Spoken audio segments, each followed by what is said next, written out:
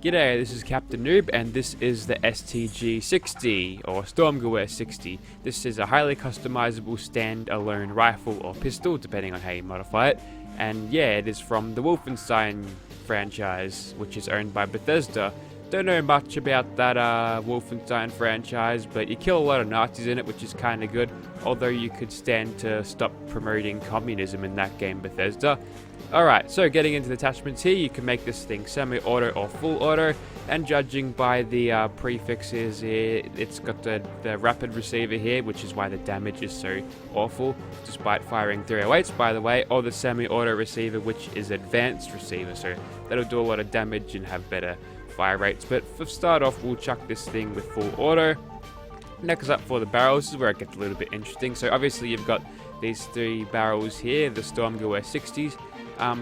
Basically they change the stats according to how long they are, but they also change the animation styles. You actually grip this thing in first person with two hands with the Stormgewehr 60 barrels, but if you chuck on the Storm Carabiner barrel there, you can go ahead and hold this weapon in one hand in first person. And I apologize to all my Germanic viewers who are cringing at my awful pronunciation of the words. So next up, you've got the short stock or the full stock. We'll keep the short one on for now, but we'll change that later on. Next up, for the magazines, we'll just go ahead and chuck the 45 rounds in there because we just need that better ammo capacity. Next up, you've got these sights, which look actually really cool. So you've got a scope, a night vision scope, irons, or reflexes. We'll go for that reflex sight there, and that actually has a custom reticule in it too, so it's actually kind of nice to look through. Next up, for the muzzle attachments, you get a compensator, muzzle brake, and suppressor. We always go with suppressor because that's just how you optimize weapons in this game, and there's also a legendary effect there if you so want it to be. But anyway, let's get into Gunner's Plaza and see what this thing can do. Okay, so here we are in Gunner's Plaza with our STG-60, and there we are holding it in one hand in first person, which is nice. I do realize that Bridget here is a gunner, but for the sake of consistency and my love for killing gunners, we'll just go ahead and test weapons here, even though we are a gunner here. Anyway, so getting into this thing's actually shooting, we'll go ahead and take out this gunner here. Now, the damage on this looks really good, only when you're doing sneak attack criticals, but if you're not doing that, you can see that the damage is a little bit on the underwhelming side. And since this thing fires 308s, there's much more efficient ways you can use them. So this is a little bit of a letdown thus far, but we'll persevere. This might get better once we're undetected, but for now these guys are hot on us, so we're going to have to take them out without the use of any sneak attacks. So just knock out these turrets, and that took a lot of shots. Now, the good thing about this weapon, it's got a high rate of fire, which means with certain legendary effects it is going to be very good. And I don't have to really talk about the animations that much, but I'm going to anyway because War Daddy is extremely talented when it comes to making animations for weapons, and kind of wish I knew how, because I've got a few mod weapons that I'd like to have seen, or just in Fallout 4, that would require just a different reload animations. But there you have it. War Daddy he's great. So going into third person, you can see that you obviously hold it in two hands. But if you want to take this thing in first person, yeah, you actually have the animation. Also, the sprint animation from the 1911 is present there, if you recognize that. So, you know, you didn't go the extra mile to make an extra sprint animation for this one, but I think it is fine either way. And wow, we are not going too well against it. I don't need to VATS that turret because it's only a Mark 1. We'll try to keep hidden for as long as we can, peek out to this little corner here. But the recoil on this is actually a little bit unpredictable, since it's jumping around quite a bit. And why haven't you got a weapon? I don't know, but you're just running up and going the knuckle anyway. So yeah, against these dudes wearing full combat armor of the heavy variety, this thing just isn't seeming to output enough damage to actually kill these dudes. Okay, you've got an actual weapon, so you get to die, and oh, that's an interesting little dance there. I'm just gonna take you out, and hopefully we won't require an exorcism or anything. Anyway, so I think I figured out why these gunners don't have guns, which is kind of an oxymoron. because basically the latest creation kit patch pretty much knocked out my game, and I had to basically disable and reinstall all of my mods, which has been a huge pain in the ass. But regardless of that, we'd only be getting shot with regular weapons anyway, and them running up to us makes it a little bit more fun, I suppose. Like a zombie apocalypse with ultra tanky zombies that eat up all your 308 rounds. Look how tough this chick is. She's bloody tough as they come. Now, as for you, we'll try to get as many headshots just to speed this process up, because this weapon just isn't that great when it comes to damage output, and for some reason we aren't as sneaky as we usually are. Maybe it's due to the weight in clothes that is on me, or maybe it's just because the suppressor on this weapon has been a little bit on the nerf side, because maybe the modder realizes how overpowered sneak is. But we'll go ahead and test that out later on. But for now, this weapon has performed okay. I'd prefer it if it did a lot more damage, because I can certainly use my 308 rounds for a lot better than this. Anyway, we'll go ahead and shoot this bloke in the head in VATS a few times.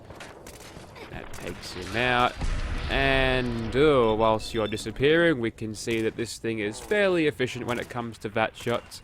Let's just lock you into that room, and hopefully we don't get infected by that, whatever that glitch was. And oh man, that didn't go very well at all. We'll just go ahead and take him out in first person. No, we'll just hit fire away, just wing it, that's fine. Just the range on this thing isn't doing it any favors either, and I think it's a little bit late for Nerd Rage right now, Bridget. Good job, girly. Anyway, we'll just jam a stim pack into your shoulder, you'll be right. And we'll move on to Swan there, but before we do that, we'll go ahead and change up this weapon a bit, because it is not doing the damage that I want it to do. Righto, weapon changes as follows. Made it semi-auto, put a full stock on it, and a scope. So hopefully in the Swan fight we'll be able to make good use out of that sniper perk. So let's get into it. Okay, so it looks like we've had a bunch of Mylocks spawn in Swan spot there. So while he's going ahead and mopping them up, let's just take a look at this weapon in third person now that I've attached all these things on, and yeah, that definitely looks better. Added lots of character with that scope and a stock there, so that's nice. Now looking down the scope here, if I could just switch back, you can see that that is, I believe, a medium scope. Could be a longer one, although the reticule might be a different, I don't know. I'm a little bit confused. They might have used the medium scope assets for a shorter scope, I'm not sure, but who knows. Anyway, we'll get stuck into Swan now, as he finished off those glowing Mylurks. Not quite, but looks like we are able to get those sneak attack criticals. Okay, now we're not. He's still in a caution state, and looks like we're probably better off taking out these Mylurks here, and wow, we are not going very well against them at all. Obviously hitting them on the shell isn't going to be very good either. Oh good, I come out of sneak for a little bit, and then Swan is right next to me. That worked. We didn't take any damage though, which is interesting. Now those Mylurks down there are aggroed, we'll just quickly, hopefully, take them out. Nice 2 shots there in VATS. And thank you, Mysterious Stranger, for cleaning that one up. Now, the thing about this weapon now is it's only got 4 shots in VATS, which is like a Fallout New Vegas type VATS run on Fallout 3, so we're doing a lot of work there with VATS, which means for criticals and all of that, it's not going to be the best weapon for it. But there you go, there's Swan knocked down again. We'll quickly just sprint around here so we get a clear shot at him. Wherever he went. Did he just... What? Did he just disappear from the map? Okay, that's bizarre. Alright, rematch on Swan then. Okay, take 2 versus Swan. So this time he's got nothing to distract him, so hopefully we'll be able to finish him off with better sneak attack criticals. Looking down the scope here, got him knocked down. He'll stay down for as long as he's sort of moving around. Then he'll go through his animation to get back up. So it should be a while before he comes in. That reload animation looks nice, and once that reload animation is done, we get him straight locked down on the ground again, and hopefully we can knock him down once more once he is down there, keeping hidden all the while with the suppressor and sneak attacks. We're doing a very good job on Swan, and I don't think I've even had to move this whole engagement. And whoa, okay. I'll just try to take pot shots at him, see if we can get him before he lands. Well, even the hit scan weapons struggle against that. Come on. We got one hit in there, which is nice. He's going to go ahead and bounce away because for some reason the physics likes to throw things like that in the air. Probably wouldn't happen against a regular behemoth, but Swan's a big lad. The physics engine doesn't really know what to do with something the size of Swan there, and looks like we've aggroed some sort of Mirelurk, a legendary one. Also, you're partly wounded, so that's interesting. We'll just quickly finish you off, and drum roll please, we got a penetrating radium rifle. I think you can already get one of those. I think it's something, I can't remember the name of it, but that's a guaranteed thing at a shop, so not very useful drop, but it's not a bad weapon nonetheless. And neither is the STG-60 when you outfit it properly with sniper to kill Swan. So we'll go ahead and move on to Quincy now. Alright, so now that we've gone ahead and tested out how I'd probably kill monsters with this thing, I think, wow, okay. You know who you're talking to, mate? I could end you before you even realize. Never mind. Yes, so since we took out monsters in a pretty efficient manner, I don't think I'll go ahead and repeat the same little tactic a few times over and over. In fact, we'll use the long range, or just the out wide and open Quincy to help us out. Don't move, soldier. Alright, we've got a good thing there. And we managed to take him out with a little bit of sneak attack critical after we pacify him. So that's one way to get rid of people with stealth boys, because sometimes when you don't have VATS as an option and you can't really see them, they're pretty hard to engage, which is why courses are actually kind of dangerous. Looks like you're down here. The missile launcher bloke, right on time. Knocked him down with a little bit of sniper, or maybe the correct wording is threw him about. Thank you, mysterious stranger, for doing that again. Now we'll quickly get up here and see what things we can hit. And there's a little bit of gunfire, so probably some friendly NPCs have wandered into gunner territory. It happens. But we'll use that scope now just to shoot that guy who decided to take a good old sit down and not get up whilst getting shot because his animations wouldn't allow him. Alright, so there's a gunner commander over there. She's not in her power armor, which is a huge mistake, but we can't end her with a crit. She might jump in her suit now actually, so she's going to be a little bit tougher. Looks like we've got one running up to us. Can I get a hit on you? Yep, we'll just kill her like that. Got a captain over there, receiving a little bit of blind fire, but there's no way he'll see us from there. He might actually go ahead and crouch behind something, and we got XP for doing nothing, so something probably died. That's interesting. We'll quickly knock down that dude, see if we can get him through there. Nope, bad hitboxes, that's fine. It happens with Fallout games.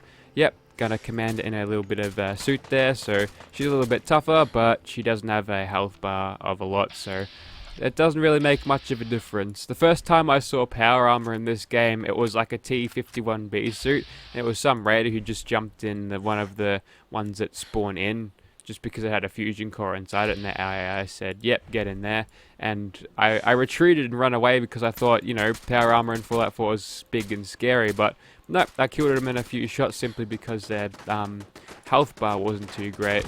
So sometimes power armor isn't that great if you've got very little health to begin with, but if you're a big tanky character, you can go ahead and augment that even better with power armor, which is nice. Now, we finished over here. There's a mine over there, something of interest.